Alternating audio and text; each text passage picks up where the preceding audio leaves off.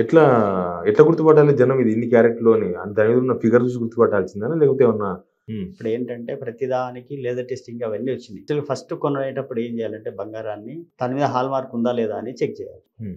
Only చూడడమే కాదు. ఆ హాల్ మార్క్‌లో కూడా హెచ్‌యుఐడి హాల్ మార్క్ అనేది ఉంటుంది. అదేంది మళ్ళా? అదేది హెచ్‌యుఐడి అంటే hall mark unique identification number అంటారు దాన్ని. హ్మ్. దాన్ని ఎవరు ఇష్యూ చేస్తారంటే బ్యూరో ఆఫ్ ఇండియన్ స్టాండర్డ్ వాళ్ళు ఇష్యూ చేస్తారు. ప్రతి ఆభరణానికి ఉంటదా ఒక నంబరు? ప్రతి ఆభరణానికి ఒక ఐడీ నంబర్, యూనిక్ నంబర్ ఉంటది. సెపరేట్ ఏ 2 ఆభరణాలకు కూడా సేమ్ ఒకటే నంబర్ ఉండదు. నంబర్ అనేది ఉండదు. హ్మ్. డిఫరెంటే వస్తది. అది బిస్ వాళ్ళు ఇష్యూ చేస్తారు. హ్మ్. అంటే ఇప్పుడు నేనిప్పుడు రెడీమేడ్‌కి వచ్చి ఇప్పుడు మేము కూడా ఏం చేస్తామంటే తయారైన జ్యువెల్లరీ మొత్తాన్ని వాళ్ళకు సబ్మిట్ చేస్తాం ఆన్‌లైన్‌లో. హ్మ్. సో అండ్ సో ఇన్ని రింగ్స్, ఇన్ని ఇయర్ రింగ్స్ ఇవన్నీ మేము హాల్ మార్క్ చేయాలి అని చెప్పేసి వాళ్ళకి సబ్మిట్ చేస్తాం. హ్మ్. సబ్మిట్ చేస్తే వాళ్ళు ఏం చేస్తారు? హాల్ మార్క్ వాళ్ళకి నంబర్స్ ఇష్యూ చేస్తారు. చెక్ హాల్ చేసి మార్క్ ఇస్తారా? సెంటర్‌లో లేకపోతే లేదు రికమెండేషన్‌లో 100% డబ్బులు ఇచ్చేస్తే లేదు అయిపోతదా? అట్లుండదు.